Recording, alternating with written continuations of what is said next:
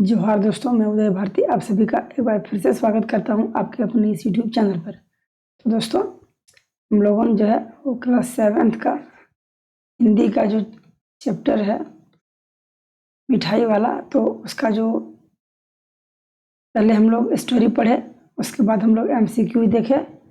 अब दोस्तों हम लोग इसका क्वेश्चन आंसर को सॉल्व करेंगे। तो दोस्तों, ये जो जितने भी सारे सवाल लिए गए हैं एग्जाम में पूछे जा चुके हैं और जो है वो आगे संभावित प्रश्न बनते हैं। ठीक है दोस्तों, तो चलिए इस क्वेश्चन को शुरू करते हैं और देखते हैं कि क्या बोल रहे हैं। पहला है, मिठाई वाला फेरी क्यों लगाता था? इसका उत्तर है दोस्तों, मिठाई वाले के बच्चे एवं सुंदर स्त्री की मृत्यु हो गई थी। ठीक है, उसके जो बच्चे और उसकी जो पत्नी थी उसकी मृत्यु हो गई थी। उसका इस संसार में कोई नहीं था, इसलिए वह फेरी लगाकर कभी मिठाई, कभी खिलौना, कभी मुरली इत्यादि बेचा करता था, ताकि गली मोहल्ले के बच्चों में कभी कभी अपने बच्चों की झलक मिल जाए। अगला सवाल है, मिठाई वाले की आर्थिक दशा कैसी थी? दोस्तों, इसका उत्तर है, मिठाई वाले की आर्थिक दशा अच्छी थी। वह पैसे के लिए फेरी नहीं लगाता था, उसे वस्तुएं बेचकर बच्चों के बीच रहकर सुख और संतोष मिलता था। उसे ऐसा लगता था कि जैसे उसके बच्चे उन्हीं नन्हों में उछल उछल कर हंस खेल रहे हैं। ठीक है दोस्तों, आगे बढ़ते हैं। अगला सवाल है, मिठाई वाला किस तरह से अपने आगमन की सूचना देता था?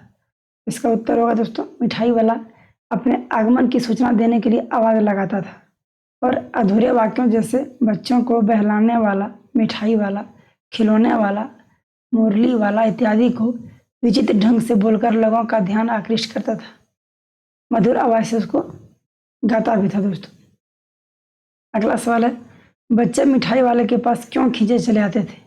इसका उत्तर है, मिठाई वाला बहुत ही मादक मधुर ढंग से आवाज़ लगाता था। बच्चों को बहलाने वाला मिठाई वाला उसके स्नेहाभिषेक कंठ से फूटा हुआ गान सुनकर बच्चों के मन में हलचल मच जाती थी। उसके मीठे स्वर से बच्चे उसके पास खींचे चले आते थे। अगला सवाल है, रोहिणी को मुरली वाले के स्वर से खिलौने वाला का स्मरण क्यों हो गया? इसका उत्तर होगा दोस्तों, रोहिणी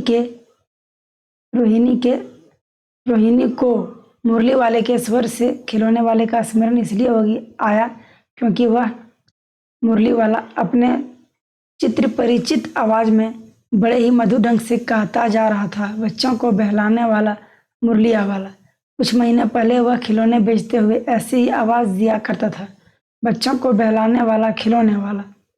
रोहिणी को दोनों स्वरों में समानता नजर आई और वह झट समझ गई कि यह मुरली वाला पहले खिलौने बेचता था। अगला सवाल है, कहानी के अंत में मिठाई वाले ने किस कारण ऐसा कहा, अब इस बार ये पैसे ना लूंगा? इसका उत्तर होगा दोस्तों, मिठाई वाले ने कहानी के अंत में कहा कि अब इस बार ये पैसे ना लूंगा। ऐसा उसने इसलिए कहा कि वह अपने बीते हुए जीवन को याद करके भावुक हो उठा और चुन्नू मुन्नू के द्वारा मिठाई मांगने पर उसे अपने बच्चों की याद आ गई थी। वह चुन्नू मुन्नू को मिठाई देकर ऐसा महसूस करता है जैसे उससे अपने बच्चों को मिठाई दिया हुआ है। अगला सवाल है, मिठाई वाला दूसरों को प्यार और खुशी देकर अपना दुख कैसे कम करता है, लिखें। इसका उत्तर होगा दोस्तों, मिठाई वाले को ऐसा लगता है कि उसके परिवार की आत्मा जन्म ले ली है, वह उन्हीं किन्हीं बच्चों के शरीर में होगी, अतः वह दूसरों को प्यार और खुशी देकर अपने खालीपन के एहसास को कम करता है। अगला सवाल है, बताएं फेरी वाले किस प्रकार हमारे मददगार हैं? इसका उत्तर होगा दोस्तों, फेरी वाले गली गली दरवाजे दरवाजे घूमकर सामग्री बेचते हैं, इससे हमारा कीमती समय खर्च होने से बच जाता है। इस प्रकार ये हमारा मदद करते हैं। ठीक है दोस्तों, अगला सवाल लेते हैं, मिठाई वाला अलग अलग चीज़ें क्यों बेचता था, वह महीने बाद क्यों आता था? ठीक है दोस्तों, इसका उत्तर होगा, मिठाई वाला अलग अलग चीज़ें इसलिए बेचता था क्योंकि वह बच्चों को बहुत प्यार करता था। उसे लगता था अलग अलग चीज़ें बेचने से बच्चे उनकी चीज़ों की ओर आकर्षित होंगे उसके पास आएंगे, जिससे उसे बच्चों के समृद्धि का सुख मिलेगा। वह महीनों बाद इसलिए आता था ताकि बच्चे यह भूल जाएं कि पहले वह क्या बेचता था। वह संपन्न घराने का था, उसे पैसे की कमी नहीं थी। उसे छोटे बच्चों से बहुत लगाव था। उनका सानिध्य पाने के लिए वह आया जाया करता था और सस्ते दामों में सामान बेच दिया करता था। वह बच्चों के लिए नई नई चीज़ें जैसे मुरली, तरह तरह के खिलौने लाया करता था। इन चीज़ों को बनाने में समय लगता था, इसलिए वह महीने बाद आता था। तो थैंक यू सो मच दोस्तों। सबसे पहले हम लोगों ने स्टोरी को पढ़ा, उसके बाद हम लोग एमसीक्यूज को बनाए, उसके बाद अभी हम लोग क्वेश्चन एंड आंसर को देखें। ठीक है दोस्तों। तो दोस्तों इसका हम लोग प्लेलिस्ट आप लोगों के लिए प्लेलिस्ट बना दिया गया है। तो पहले स्टोरी पढ़िए, फिर एमसीक्यू देखिए, उसके बाद क्वेश्चन आंसर को कीजिए।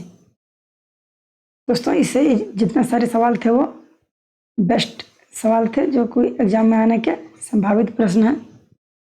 दोस्तों चैनल को सब्सक्राइब कर लीजिएगा, वीडियो को लाइक कीजिएगा और कमेंट कीजिएगा कि वीडियो आपको कैसी लगी। तो थैंक यू सो मच दोस्तों। बिना टाइम वेस्ट किए आज की वीडियो को यहीं समाप्त करते हैं। मिलते हैं किसी अगले वीडियो में, तब तक के लिए धन्यवाद। Thank you so much.